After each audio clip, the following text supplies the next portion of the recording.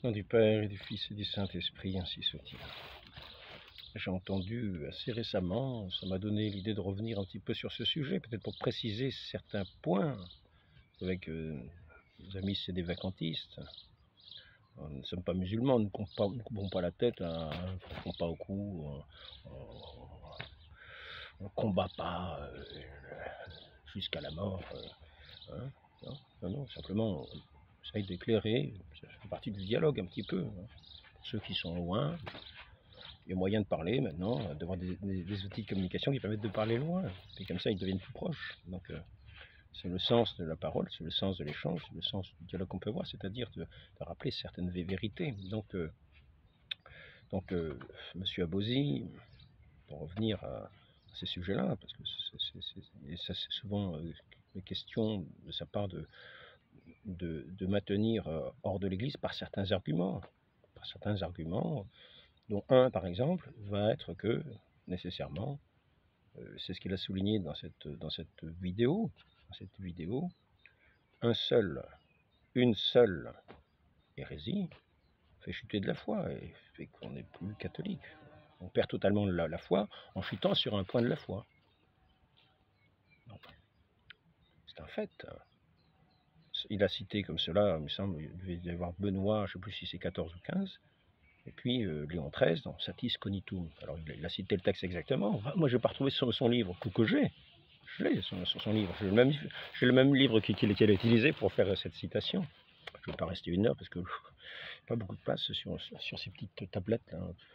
Il y a une capacité d'enregistrement, enfin, c'est déjà pas mal, mais je remarque que je suis obligé à chaque fois d'effacer des vidéos pour pouvoir en enregistrer d'autres. Donc, pour en revenir, celui qui chute sur un seul point de la foi, il a chuté sur toute la foi. Il a perdu la foi. En gros, c'est ça. Donc, nous avons l'Église, nous recevons notre foi entière de l'Église. C'est ça. Et je voudrais quand même rappeler à Monsieur Abosi, à tous ceux qui l'écoutent et qui le suivent, la chose suivante, qui n'est pas sans importance. Elle n'est pas mise dans le catéchisme de Saint Pie X. C'est vrai. Parce qu'en général, quand on est avec Saint Pie V, on suit le catéchisme, non pas de Saint Pie V, mais de Saint Pie X. Bon. Ben, moi, je vais reprendre le catéchisme de Saint Pie V qui disait une chose très importante. Très importante. Au cas où certains ne l'auraient pas entendu, je vais le répéter. De façon à ce qu'on puisse s'imprégner de cette pensée-là. Aussi ce qui est dit et qui est très important, pour savoir ce que c'est effectivement qu'un hérétique. Lorsque nous disons le credo, nous remarquerons que l'article 9 du credo concerne l'Église. Dans le catéchisme de Trente, c'est dans le chapitre 10 qu'il en est question. C'est l'article 9 et il est traité dans le chapitre 10. C'est facile à voir. Prenez la première page. Si c'est écrit en taille moyenne, si vous commencez au début de la page qui est en haut, arrive à peu près au milieu de la page, et vous avez ce texte-là. Peut-être il y a moyen que vous puissiez le voir. Pas une invention du pauvre frère Alain. Hein, je ne sais pas si ce serait à l'endroit ou à l'envers. Puis avec les ombres, on n'y verra rien. Je crois que vous n'y voyez rien du tout. Hein. Donc je vais vous le lire tout simplement. La seconde considération, écoutons bien, c'est que celui qui aura gravé profondément dans son cœur la foi à la vérité de l'Église n'aura pas de peine à éviter le terrible danger de l'hérésie. L'Église bâtie sur le roc. L'Église indéfectible, promise jusqu'à la consommation des siècles, sans interruption. Donc il n'y a pas d'éclipse dans l'Église, c'est sans interruption. L'infaillibilité d'ailleurs est remise à l'Église. C'est ce que dit le Concile du Vatican I. Donc, la seconde considération, c'est que celui qui aura gravé profondément dans son cœur la foi à la vérité de l'Église n'aura pas de peine à éviter le terrible danger de l'hérésie. C'est simple à comprendre. On n'est pas hérétique par le seul fait qu'on pêche contre la foi. Pas hérétique par le seul fait qu'on pêche contre la foi. On pêche contre la foi. Il y a au moins un point qui nous fait chuter dans la foi, qui fait qu'on n'a plus la foi, quand on l'a rejetée. Il faut faire des actes de foi. Quand on a une difficulté, parce que c'est par exemple la tempête sur le bateau, fait un acte de foi. Notre Seigneur dit, pourquoi avez-vous si peu la foi? Homme de peu de foi. Saint Vincent de Paul, dans son catéchisme, il dit que dès qu'on a l'âge de raison, il faut faire des actes de foi sur certaines vérités. Même quand on va communier, faire un acte de foi sur la communion. De la même manière, il faut faire des actes de foi dans l'Église. Je crois en l'Église, une sainte catholique, apostolique, une. Pourquoi est-elle catholique, c'est-à-dire universelle? Parce qu'elle est une. Parce qu'il n'y a qu'un seul Dieu, qu'une seule foi, qu'un seul baptême, qu'une seule Église. Donc, c'est la raison pour laquelle elle est universelle. C'est à cette Église que le Christ dit, allez jusqu'aux extrémités de la terre annoncer l'Évangile. Ceux qui croiront, qui font cette profession de foi, qui croiront, qui entendront, qui croiront, qui professeront de bouche. Je crois en l'Église, ça en fait partie. C'est un point de foi. Donc, venons-y, parce qu'il ne s'agit pas de, en voulant démontrer qu'on n'est pas de l'Église, manquer cet article de foi. Car nous verrions qu'à ce moment-là, nous avons manqué sur un point de la foi, et qu'effectivement, nous ne sommes plus de l'Église. Et que c'est pour ça que nous devenons hérétiques. Schismatiques déjà. Mais aussi hérétiques, parce que c'est par ce défaut, ce rejet de ce point de foi. On dit, je crois en l'Église, oui, mais c'est moi l'Église. C'est pas l'Église qui a institué notre Seigneur. Ben non. Et Pierre, sur cette pierre, je bâtirai mon Église. Et oui. C'est ceux qui sont en union avec lui, qui sont bâtis, qui sont élevés sur ce roc solide. Donc, mais je ne vais pas parler en mon nom, ce sont des petits commentaires, bon, voilà. La seconde considération, c'est que celui qui aura gravé profondément dans son cœur la foi à la vérité de l'Église n'aura pas de peine à éviter, le terrible danger de l'hérésie. On n'est pas hérétique par le seul fait qu'on pêche contre la foi, mais parce qu'on méprise l'autorité de l'Église. Que font tous les hérétiques? Ou que font tous les schismatiques? Ils ne reconnaissent pas l'autorité. Ils ne reconnaissent pas l'autorité. Parce qu'ils disent, mais c'est pas l'autorité. C'est comme ça c'est ça le mépris de l'autorité. Mépriser, c'est pas simplement dire, oh celui-là il est nul. Non, c'est pas ça. Mépriser, c'est ne pas reconnaître cette autorité pour ce qu'elle est, c'est-à-dire l'autorité. Donc, il est bien dit, ceux qui ne mépriseront pas cette autorité, mais qui écouteront, n'auront pas de peine, parce que notre Seigneur a fondé une Église indéfectible, infaillible, indéfectible. Comprenons-le bien, c'est là notre foi. Bâtie sur le roc, et les portes de l'enfer ne prévaudront pas contre, rien qu'en prenant ces paroles, la chose est simple à comprendre. C'est pour cela que ceux qui font profession de foi en l'Église et qui écoutent l'Église seront préservés du terrible danger de l'hérésie. La chose est extrêmement simple à comprendre. Maintenant, ceux qui méprisent l'autorité, qui se mettent en autorité eux-mêmes pour décider de ce qui est de la foi ou de ce qui ne l'est pas,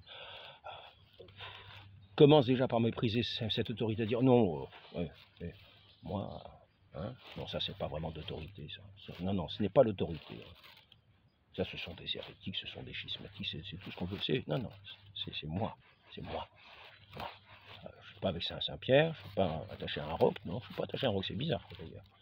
C'est moi le roc. Parce que, bon, je continue, excusez-moi de ces digressions bêtes un petit peu. On n'est pas hérétique par le seul fait qu'on pêche contre la foi, mais parce qu'on méprise l'autorité de l'Église et qu'on s'attache avec opiniâtreté à des opinions mauvaises. Donc, ceux qui sont dans l'Église, qui reconnaissent l'autorité, vous remarquerez qu'il y a un « et ». Les hérétiques méprisent l'autorité et s'attachent à leurs opinions mauvaises. Ils s'attachent à leurs opinions mauvaises et par conséquent, ils méprisent l'autorité en disant que non, puisqu'ils n'ont pas cette opinion mauvaise, c'est que je ne les reconnais pas comme autorité. Vous voyez, il y a deux points. Les hérétiques, ils méprisent l'autorité, ils ne l'écoutent plus. Ceux qui ont charge d'enseigner, que le Christ a institué pour enseigner, il faut écouter comme lui-même, comme étant leur bouche. Donc, voilà, alors la chose est simple. La chose est simple. Je m'adresse en particulier à M. Abosi. Celui qui chute sur un seul point de la foi, il a perdu la foi. Donc il ne faut pas chuter en chutant sur ce point particulier, ce 9e article qui concerne l'Église. Et cet article est très important. Et on peut s'appuyer dessus parce qu'elle est un roc inébranlable, qu'elle est promise jusqu'à la consommation des siècles. Si donc il est impossible qu'un chrétien soit atteint de cette horrible peste de l'hérésie tant qu'il continue à croire, tant qu'il continue de croire ce que cet article propose à sa foi, voilà, c'est impossible qu'il chute. Tant qu'il continue de croire ce que cet article propose à sa foi, c'est-à-dire de croire en cette Église, promise jusqu'à la consommation des siècles, tant qu'il continue à croire, il est impossible qu'il chute dans l'hérésie. Il ne se dit pas, oh non, oh, il se trompe, oh non, c'est pas le bon, non, c'est pas la vraie autorité, non. Même en restant quelquefois sous les apparences extérieures. Je connaissais une dame, elle disait, non, moi je crois pas à la résurrection de la chair. Ah ben oui, t'es embêté, c'est quand même le credo qu'on dit tous les dimanches au moins. On dit peut-être tous les jours en disant le rosaire. On est père, donc si donc il est impossible qu'un chrétien soit atteint de cette horrible peste de l'hérésie tant qu'il continue de croire ce que cet article propose à sa foi, les pasteurs doivent redoubler d'efforts pour instruire les fidèles de ce mystère capital. Le premier, les prémunir par là même contre les artifices de l'ennemi, les aider à persévérer dans la foi, en croyant ce mystère de l'Église, l'épouse, que le Christ ne va pas répudier, qui ne va pas livrer comme ça aux assauts de l'ennemi, non.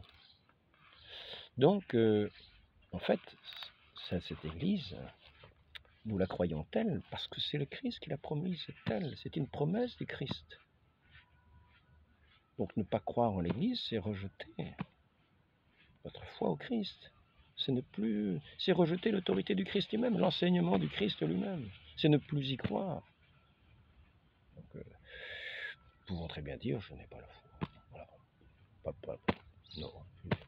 Finalement, non. Mais ce n'est pas le conseil que je donne. Car il est, comment dire, pour le salut nécessaire d'avoir cette foi. Mais par contre, j'invite non seulement à avoir la foi, mais à avoir aussi l'obéissance de la foi. Quand on croit en l'autorité de l'Église, on se fait aussi obéissant. Par conséquent, en obéissant, quelques petites recommandations qu'il nous est donné de faire.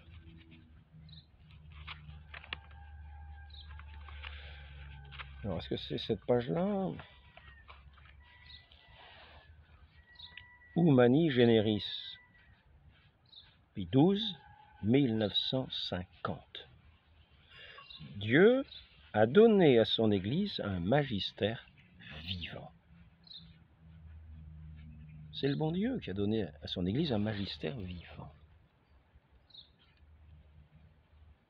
En même temps que les sources sacrées. En même temps que les sources sacrées, pour éclairer et pour dégager ce qui n'est contenu qu'obscurément et comme implicitement. C'est-à-dire nous sommes presque dans un brouillard, au milieu de ces sources sacrées.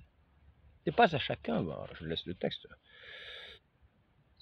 pour éclairer et dégager ce qui n'est contenu qu'obscurément et comme implicitement dans le dépôt de la foi.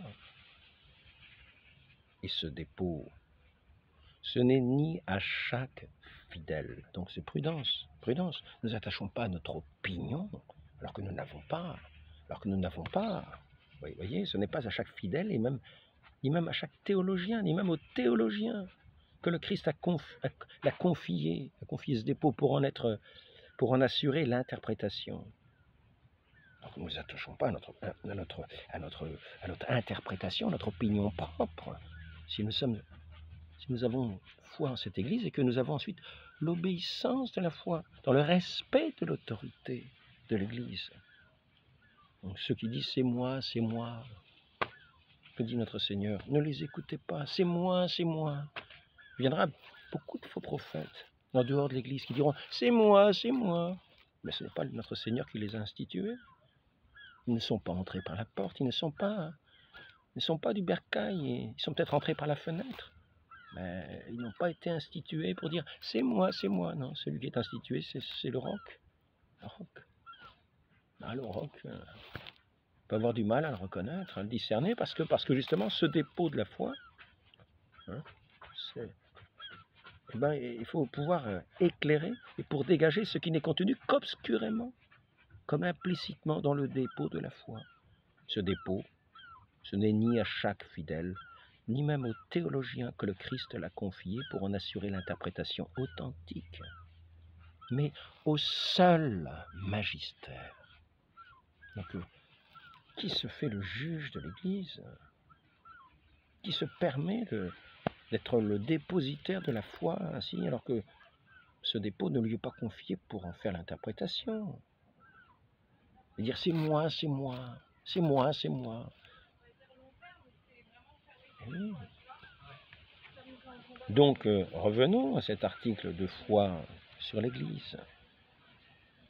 Bâti sur ce roc, Saint-Pierre, ses successeurs, ce siège qui professe cette foi dans le Fils du Dieu vivant. Le Christ, le Fils du Dieu vivant. Tu es le Christ, le Fils du Dieu vivant. Y a-t-il eu un pape qui s'est mis à dire non, c'est pas le Christ, c'est pas le Fils du Dieu vivant. Non. Il ne s'agit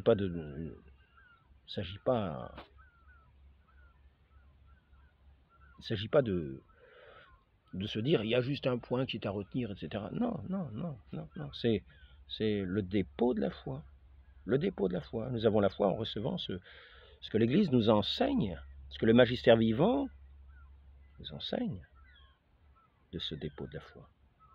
Et à l'interpréter dans un bon esprit, c'est-à-dire dans un esprit catholique, c'est-à-dire pas dans un esprit qui va chercher la contradiction, mais dans un esprit qui va chercher l'interprétation catholique de toute chose, et défendre l'interprétation catholique.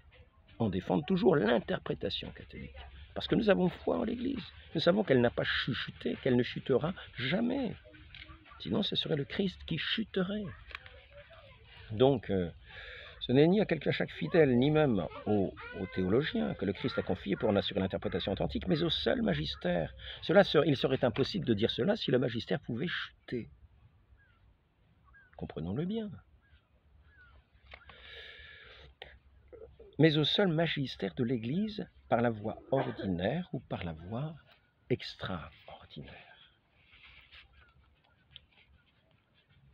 Donc on peut rappeler à certains points, même en cas de vacances apostoliques, les fidèles demeurent enseignés et gouvernés par leurs évêques légitimes.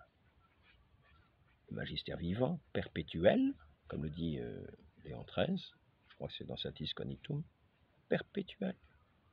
Ce magistère vivant est perpétuel. Qui ont reçu du pape la juridiction pour enseigner et gouverner. Comprenons-le bien, qui ont reçu du pape la juridiction pour enseigner et gouverner. Les autres, c'est pas le magistère vivant.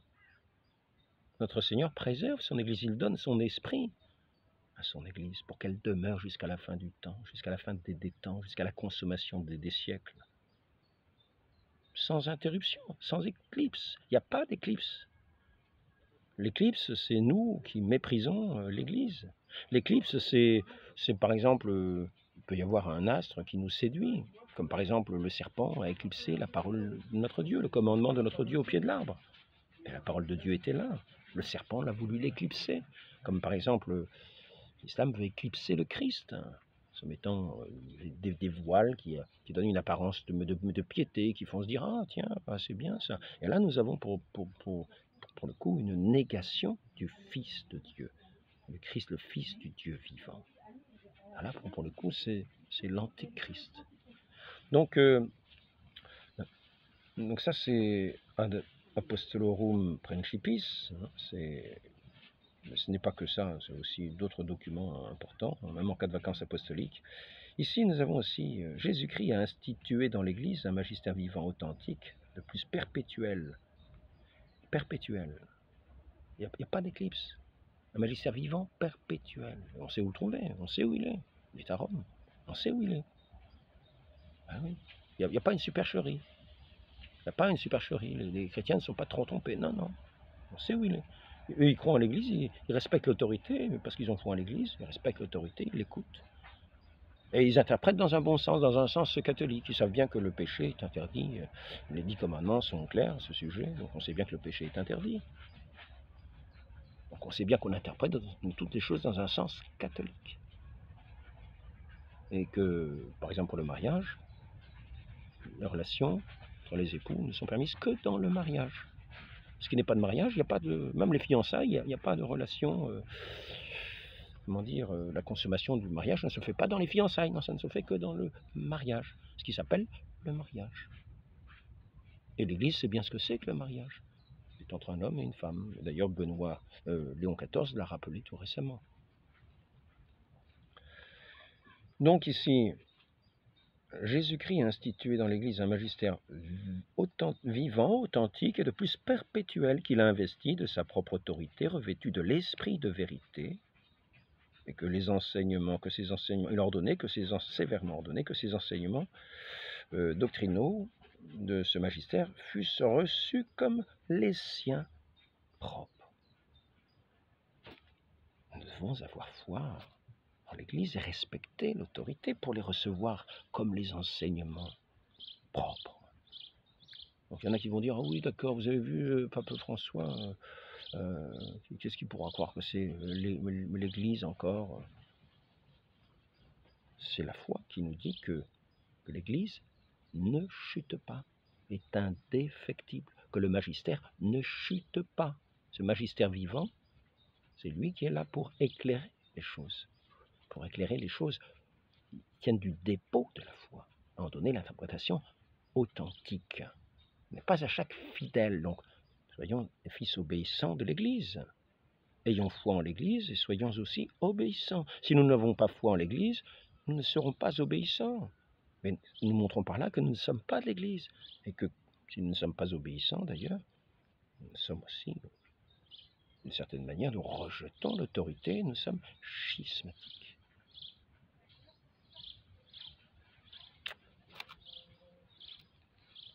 Il y en a qui ont l'apparence d'être de l'Église et qui ne le sont pas.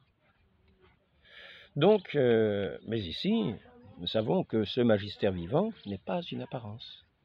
C'est le magistère vivant donné par notre Seigneur. Hein. Et je répète, Dieu a donné à son Église un magistère vivant. Ce n'est pas une apparence. Il n'y a pas d'éclipse. Non, c'est un magistère. Il l'a donné dans la succession apostolique. Le Saint-Esprit est là pour guider son Église dans les élections. D'ailleurs, le pape Pie XII condamne ceux qui remettraient en cause des élections d'un pape. Donc, il s'agit de comprendre les choses de manière catholique. Prenons donc le catéchisme de l'Église catholique. Là, je me suis servi de celui de Saint Pie V, le Concile de Trente, parce que c'est aussi un enseignement de l'Église. C'est aussi l'enseignement de l'Église. Mais l'Église aujourd'hui, le catéchisme officiel qui tient lieu d'aujourd'hui, c'est celui qui a été donné par Jean-Paul II. Et qui a l'assentiment universel de l'Église. Pas des schismatiques qui ne reconnaissent pas l'autorité ni les enseignements. Donc, prenez-le, regardez-le dans un sens catholique, faites un acte de foi. Mais sachez que si vous ne faites pas cet acte de foi dans une église, je viens de le rappeler, instituer dans l'église un magistère vivant, authentique et de plus perpétuel, qu'il a investi. Donc c'est de foi. Ou bien dites que les papes se trompent en écrivant ces documents. S'ils se trompent en écrivant ces documents, c'est de tenir cette thèse, c'est des vacantistes, que celui qui fait une erreur en écrivant quelque chose comme ça, quel que soit le moment où il parle ou quand il parle, c'est à vous de voir. Ou bien alors vous niez ce qui est marqué là, qui est pourtant de Satis Cognitum Léon XIII, eh bien vous le niez. Alors vous dites non, il a fait une petite erreur. À ce moment-là, ne vous avancez pas trop. Mais vous le gardez quand même pour pape, me semble-t-il. Oui. Donc, ou bien alors vous dites qu'il a fait une petite erreur, ou bien alors vous dites qu'il n'a pas fait de petite erreur. Ou bien alors vous dites qu'il a fait une petite erreur et que malgré vous, pour vous, c'est quand même un pape. À moins que vous dites maintenant, il a fait une petite erreur, donc il a chuté en tout. Donc il n'est plus pape. À moins que vous fassiez, à moins que vous disiez, il a fait une petite erreur, mais je le tiens quand même pour un pape. Ou bien alors vous dites, non, il n'a pas fait d'erreur. S'il n'a pas fait d'erreur, croyez ce qu'il dit. Respectez l'autorité de l'Église. Et voyez bien ce qu'il est marqué. Jésus-Christ institue une Église, magistère vivant authentique, de plus perpétuel qu'il a investi de sa propre autorité, revêtu de l'esprit de vérité, et que les fidèles sont tenus, qu'il a ordonné que les fidèles, que les enseignements doctrinaux de ce magistère fussent reçus comme les siens propres, Satis Cognitum Léon XIII. Et ici encore, l'Église est d'une durée unique et perpétuelle, Satis Cognitum. Une stabilité inébranlable. Vatican I, Denzinger, 1794. La doctrine céleste n'a jamais été abandonnée aux caprices et au jugement individuel des hommes, mais elle a d'abord été enseignée par Jésus, puis conférée exclusivement au magistère dont il a été question, le magistère vivant, Léon XIII, Satis Cognitum. Je répète, la doctrine céleste n'a jamais été abandonnée aux caprices et au jugement individuel des hommes. Alors, ayons foi en l'Église si nous ne voulons pas chuter dans la foi, et respectons son autorité et son enseignement. Sinon, dites que vous discutez dans le vent sur les sables mouvants, mais que vous n'êtes pas du tout de l'Église. Vous n'avez déjà pas la foi. À ce moment-là, dites que vous n'avez pas la foi d'Église. Vous faites votre foi, vous parlez en votre nom. Dites c'est moi. Mais c'est vous. Ça n'engage que vous et ceux qui, malheureusement, nous écouteront. Un aveugle qui guide un autre aveugle. Parce que la seule arche de la vérité, c'est l'Église. Et ceux qui vont en dehors courent à leur perte, surtout quand ils y étaient dedans et qu'ils l'ont rejeté. C'est ce qu'enseigne évidemment ce catéchisme de Jean-Paul II. Hors de l'Église, pas de salut. Comment faut-il entendre cette affirmation souvent répétée par les pères de l'Église? Formulée de façon positive, elle signifie que tout salut vient du Christ tête par l'Église qui est son corps. Appuyé sur la Sainte Écriture et sur la tradition, le Concile enseigne que cette Église en marche sur la terre est nécessaire au salut. Seul, en effet, le Christ est médiateur et voie de salut. Seul, en effet. Est-ce que c'est catholique? Oui, il me semble. Seul, en effet, le Christ est médiateur et voie de salut. Or, il nous devient présent en son corps, qui est l'Église. Et en nous enseignant expressément la nécessité de la foi et du baptême, c'est la nécessité de l'Église elle-même, dans laquelle les hommes entrent par la porte du baptême, qu'il nous a confirmé en même temps. C'est pourquoi ceux qui refuseraient soit d'entrer dans l'Église catholique, soit d'y persévérer, alors qu'ils la sauraient fondée de Dieu par Jésus-Christ comme nécessaire, cela ne pourrait être sauvé. C'est le numéro 846 du catéchisme de l'Église catholique. Bon, je reprends ici. La doctrine céleste, je répète, n'a jamais été abandonnée aux caprices et au jugement individuel des hommes. Mais elle a d'abord été enseignée par Jésus, puis conféré exclusivement au magistère dont il a été question. Magistère vivant. Léon XIII, Satis Cognitum. L'Église est la colonne de la vérité. C'est pour ça que ce point de la foi est si important. Encore un point important. L'Église chancellera si son fondement chancelle. Ce sera le dernier point.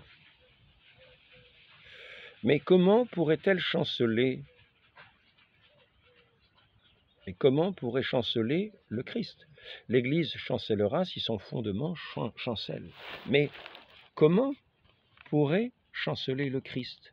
Tant que le Christ ne chancellera point, l'Église ne fléchira jamais jusqu'à la fin des temps. Où sont ceux qui disent « l'Église a disparu du monde » puisqu'elle ne peut même pas fléchir? Satis Cognitum, citant, me semble-t-il, saint Augustin. Et c'est quand même dans cette encyclique de Léon XIII, le pape Léon XIII. Donc, il n'y a jamais eu, il n'y aura jamais dans l'Église de magistère légitime de laïcs soustrait par Dieu à l'autorité et à la conduite vigilante du magistère sacré. Bien plus, le refus même de se soumettre fournit un argument convaincant et un critère sûr. Les laïcs qui parlent et agissent de la sorte ne sont pas conduits par l'Esprit de Dieu et du Christ. Discours de Pie XII, 1954, pour la canonisation de saint Pie X. Il arrive que certains professeurs cherchent trop peu la liaison avec le magistère vivant de l'Église. Canonisation de saint Pie X, ce même discours. Je ne veux pas continuer.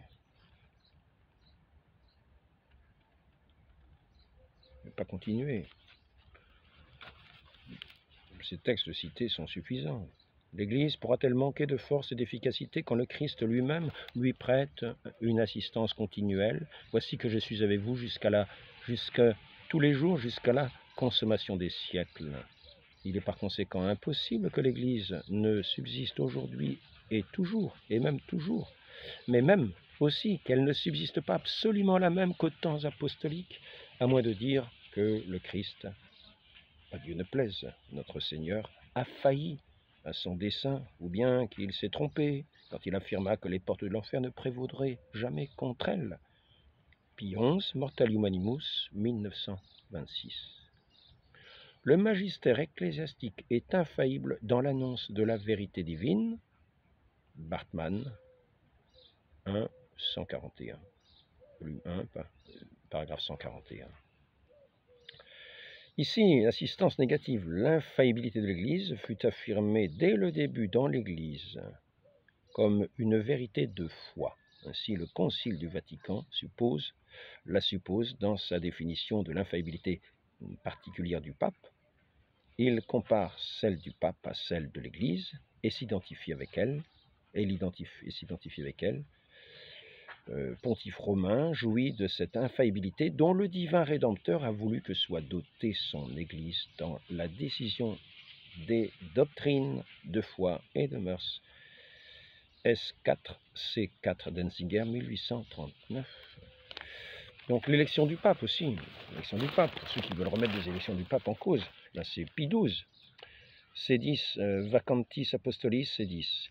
En discutant de la légitimité d'un pape, Pie XII disait « Le consentement ayant été donné dans l'espace de temps qui, dans la mesure où il est nécessaire, doit être déterminé par le sage jugement des cardinaux à la majorité des votes, l'élu est immédiatement pape et il requiert par le fait même, et il peut... Qu'est-ce qu'il y a marqué là exercer une juridiction pleine et absolue sur le monde entier. Dès lors, si quelqu'un ose attaquer les lettres de décision concernant n'importe quelle affaire émanant du pontife romain, avant son couronnement, nous frappons de peine d'excommunication en courir ipso facto. C'est aussi valide pour le pape Jean XXIII. Donc, gardons bien cet article de foi si nous ne voulons pas chuter dans la foi en perdant un article de foi, puisqu'un seul article suffit à chuter. Donc, croyons en l'Église, faisons un acte de foi. Renonçons à nous-mêmes, renonçons à notre opinion propre. Faisons cet acte de foi. L'Église est comme à l'avant de sa barque, même si il semble dormir. Faisons cet acte de foi sous peine de nous voir reprocher homme de peu de foi. Et non seulement de peu de foi, mais comme lorsque Saint-Pierre sortit de la barque. Et là s'est mis à douter. Il s'enfonçait, Seigneur, sauve-moi. Appelez notre Seigneur, écoutez sa parole, lui qui, par sa parole, a fondé son Église. Sachez comment elle est fondée. Dieu a donné un magistère vivant. Et ce magistère, il n'y a pas d'interruption. Ce magistère continue de s'exercer même en cas de vacance du siège. Il n'est pas question qu'il chute, sinon ça voudrait dire que le Christ a failli. Nous l'avons vu. Donc, remettons-nous en cause. Travaillons dans le bon sens au lieu de blasphémer sans cesse cette Église sainte du Seigneur et de donner de l'aliment à tous ceux qui vont contre elle. Regardons d'un sens catholique. Prenons le catéchisme, regardons-le d'un sens catholique.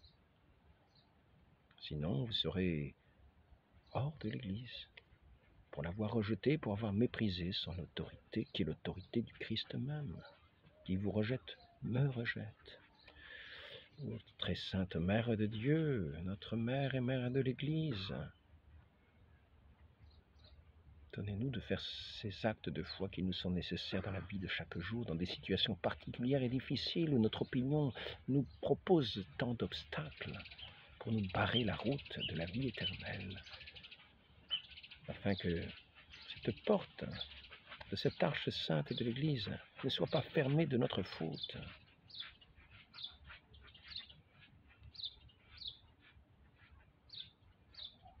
Très sainte Mère de Dieu, accordez-nous de faire cet acte de foi dans tout ce qui concerne ce credo de la foi d'Église. Je crois en l'Église une, sainte, catholique, apostolique. Ainsi soit-il, au nom du Père et du Fils et du Saint-Esprit. Amen.